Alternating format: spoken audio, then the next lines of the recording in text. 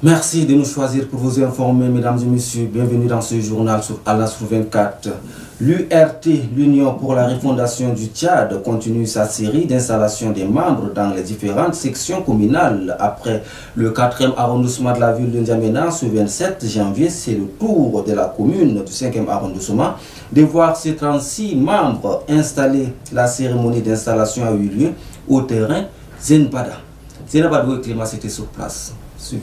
Ce sont au total 36 membres à leur tête, Idriss Ahmed Goudia comme secrétaire général qui viennent d'être installés dans leurs fonctions respectives ce 27 janvier 2022 par le président national de l'IRT, Union pour la refondation du Tchad, Siddiq Abdelkerim Hagar, dans la commune du 5e arrondissement. Remerciant massivement la présence de tous, la présidente du comité d'organisation, Sadie Ibéré, n'a pas caché sa satisfaction avant d'appeler les différents membres installés à se mettre au travail. De votre intérêt et de votre engagement pour notre parti. Merci pour votre soutien et pour vous dire ma joie d'être à ce grand rendez-vous. C'est ici l'occasion pour nous de témoigner notre gratitude aux camarades fondateurs et représentants de la section d'avoir cru en nous pour l'organisation de cette cérémonie et d'avoir manifesté leur engagement sans faille à nos côtés. Je voudrais également saisir cette opportunité pour dire merci aux membres du comité chargés d'installation des organes de base en général. Dans son mot de circonstance, le nouveau secrétaire général Idriss Ahmed Goudia s'est dit très réjoui de la confiance placée en lui, tout en promettant d'être à la hauteur des missions qui leur est assignée. Nous voudrions vous rassurer que nous, militants de l'IRT du 5e arrondissement, défendrons le drapeau de l'IRT partout à travers cette commune et que nous serions à la hauteur de nos attentes, même si celle-ci s'avère difficile. Nous voudrions encore vous rassurer que le bureau actuel est composé à 100% de jeunes, comme vous venez de le voir,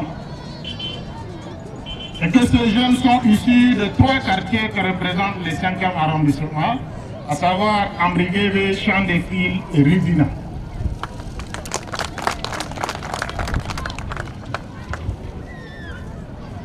Camarade président, nous voudrons vous dire que nous ferions le porte-à-porte pour mobiliser les paisibles citoyens sur notre projet de société qui, à mon humble avis, prend en compte tous les aspects qui prennent l'épanouissement de notre pays.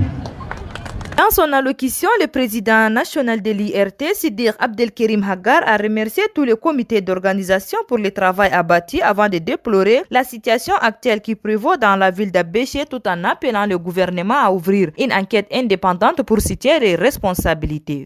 Chers Abéchois, chères Abéchoises, chers compatriotes, la récurrence des massacres perpétrés par les forces de défense et de sécurité dans nos provinces et en particulier dans le Wadaï n'est que le résultat des 30 années de gestion dictatoriale de notre pays par des adeptes du machiavélisme. Ces derniers ont usé de la politique de diviser pour régner afin de défaire les sociétés les mieux organisées qui auraient pu résister si elles restaient unies. C'est pourquoi nous appelons nos frères et sœurs du Wadaï et de toutes les régions du Tchad à une prise de conscience. Nous vivons les derniers jours du machiavélisme qui disparaîtra très bientôt avec l'ère génitaire. Notons que la délégation se rendra le 29 janvier dans la commune du 3e arrondissement pour la même cause.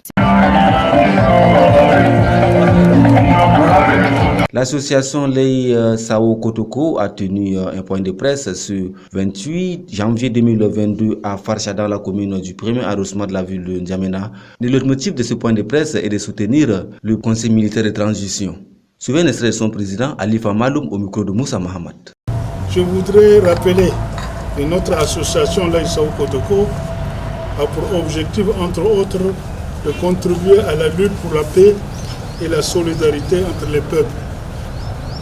Elle félicite le gouvernement de transition pour avoir opté et pris l'option de dialogue national inclusif pour parvenir définitivement à la réconciliation nationale au Tchad.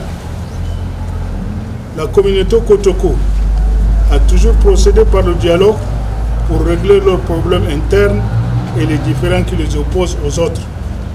Le dialogue est le dernier recours pour créer les conditions favorables qui facilitent la bonne cohabitation de vivre ensemble dans la justice et l'équité. Le dialogue national inclusif est aussi une occasion pour projeter le Tchad vers les perspectives meilleures par rapport au passé national depuis les indépendances de 1960. Les Tchadiens, dans leur majorité, sont disposés au dialogue et ceci est l'expression d'une volonté de trouver des solutions aux problèmes qu'ils vivent. Le processus de dialogue national inclusif a tenu plus ou moins les délais, même si le dialogue de Doha avec le politico-militaire ne fait que commencer et les prémices d'une réussite sont visibles. La réussite du dialogue national inclusif ouvre la porte à des solutions durables aux risques sécuritaires que connaît le pays, aggravé par la mort tragique du maréchal Idriss Déby Itno en avril 2021, que Dieu ait son âme. Pour toutes ces raisons, l'association Laye Sao Kotoko est confiante à la processus de dialogue national inclusif et exhorte les organisations associatives, politiques, religieuses à contribuer à la réussite de cette importante étape de la vie nationale. Elle exhorte en particulier les autorités nationales à tenir les promesses de paix et de sécurité. En santé, ouverture ce 28 janvier 2022 aux facultés de sciences humaines des 8e journées scientifiques organisées par le Centre hospitalo-universel de la référence nationale sous le thème pratique hospitalière pendant la COVID-19. Une fois de plus, Zenabado Clémence nous signe ce reportage. Placé sous le thème la pratique hospitalière pendant le Covid-19, les 8e journées scientifiques organisées par le Centre hospitalo-universitaire de la référence nationale est un cadre d'échange et de partage scientifique. La cérémonie a vu la présence du représentant du ministre de la Santé publique et de la Solidarité nationale, de celui du ministère de l'Enseignement supérieur et de l'Innovation, du directeur général des CHI ainsi que les responsables du dit centre. Prenant la parole, professeur Choua Ouchemi, président du comité scientifique, a cité le bien fondé de ces journées tout en remerciant le comité pour le travail abattu. Pour ces 8e journées scientifiques de l'hôpital général de référence nationale, qui sont devenues maintenant fort heureusement une habitude qui consacre, disons, tout ce qui se fait en termes de recherche clinique et de divulgation des résultats de nos recherches et aussi d'amélioration de la pratique clinique, et qui sont également devenus une pratique qui s'est maintenant institutionnalisée dans tous les centres hospitaliers universitaires, et nous en remercions le ministère de la Santé publique et de la Solidarité nationale de l'avoir vraiment mis dans l'agenda de tous ces différents centres hospitaliers universitaires, parce que c'est comme cela que les soins vont s'améliorer et qu'on traitera mieux les malades, et que les étudiants seront mieux formés et que nous serons de plein pied dans tout ce que comporte un CHU. Dans son allocution, le directeur général du Centre hospitalo-universitaire de la référence nationale, Dr Saleh Abdessalam, a relevé le rôle combien important que joue son structure sanitaire pour le bien-être de la population. Le Centre hospitalier universitaire de référence nationale se situe ainsi dans le concert des grands centres hospitaliers des pays africains. La formation universitaire, notamment celle des étudiants en médecine, et aussi la formation des médecins en spécialisation se trouve ainsi renforcée. L'esprit universitaire, avec son obligation à la concertation multidisciplinaire, contribuera également à l'amélioration du plateau de soins. Cette nouvelle donne est un atout majeur pour l'amélioration du système de santé national par le grand nombre d'apprenants de toutes catégories. Cela grâce au maintien d'une formation continue de tout le personnel soignant. Ainsi, des anciens en termes de recherche clinique, anciens des anciens en termes de recherche clinique au Tchad, le dynamisme du personnel du centre hospitalo-universitaire de référence nationale est révélé par le nombre sans cesse croissant de ces médecins inscrits sur les listes d'aptitude du CAMES. Il faut noter que quelques responsabilités ont reçu des attestations en guise des efforts consentis dans le CHU de la référence nationale. Représentant le ministre de la Santé publique, le directeur général du ministère, Ismaël Bachar, salue les initiateurs de cette structure. Suivez un extrait de son allocution au micro de Zéna Badoué Clémence. La science a une place de choix dans le développement du monde. Elle apporte des solutions à nos défis de la vie courante. Elle permet également de répondre aux grands problèmes de ce monde, surtout les problèmes parfois on ne connaît pas les différents contours, mais la science permet de découvrir les différentes facettes et de donner ces solutions. L'exemple, c'est ce mystère de Covid. En décembre 2019, le monde ne connaissait pas ce mystérieux virus, mais aujourd'hui, la science a permis donc de connaître en partie les différentes facettes de ce virus, et cela a permis d'apporter des solutions, comme vous avez vu, la prise en charge, le vaccin et tout le reste. Donc,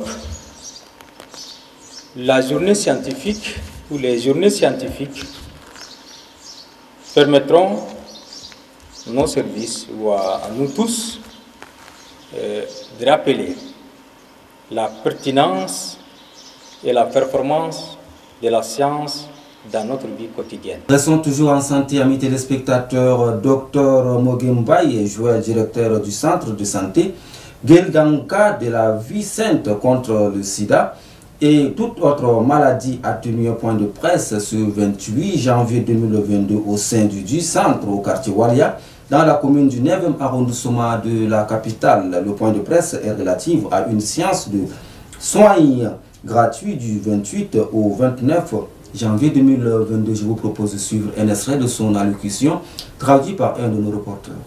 Le centre de santé Geldanga de la vie sainte contre le sida et toute autre maladie a commencé à soigner depuis 2003 jusqu'à aujourd'hui, il y a 19 ans.